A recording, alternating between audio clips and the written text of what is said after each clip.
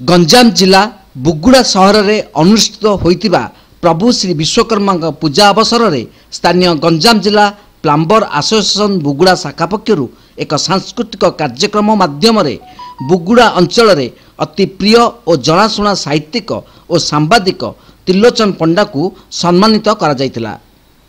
एही कार्यक्रम को संघ सभापति कृष्णचंद्र दास अध्यक्षता करथिबा बेले मुख्य अतिथि भावे श्रम और बीमा मंत्री श्रीकांत साहू जोग देइथिले।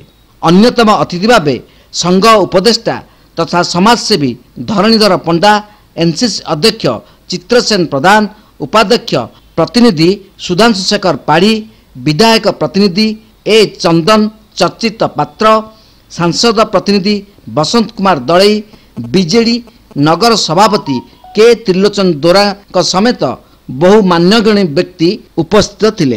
एही कार्यक्रम को संघर समस्त सभ्य सुपरिचालना करथिले।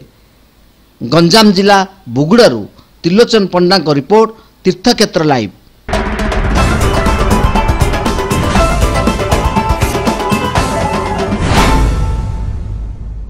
कोरोना महामारी प्रादुर्भाव में भयभीत हो सरकार कटकणा जो गत 2 वर्ष धरी बंद रही समस्त जानीजात्रा को चलित वर्ष बहु आडंबर पालन करुवा बेले कन्या संक्रांति दिन देवशिल्पी विश्वकर्मा पूजा बहु आडंबर सहकारे पालन करुवा जनापड़ी। स्थानीय बाघुआ जलसेचन प्रकल्प कार्यालय कर्ता भावे सहकारी निर्वाही जंत्री विष्णुचरण साहू पारंपरिक नीति नियम अनुଯାयी होम कार्य आरंभ करने सह गंजाम जिला प्लम्बर एसोसिएशन बुगुड़ा शाखा पक्षर कर्ता भावे कृष्णचंद्र दास 16 माइल ग्राम्य जल जोगाण और परिमल विभाग एवं विद्युत जोगाण विभाग निजस्व कार्यालय परिसर में पूजा विधि अनुष्ठित हो जाइछे।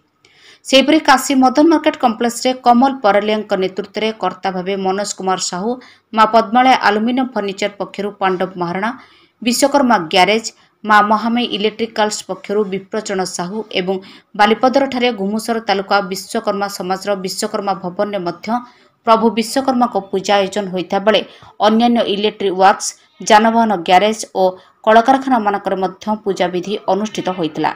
संध्या समय आकर्षणीय तोरण और आलोक सज्जा को देखा श्रद्धालु मानकर भिड़ देखा मिलता। गंजाम जिला बुगुड़ारू त्रिलोचन पंडा रिपोर्ट, तीर्थक्षेत्र लाइव।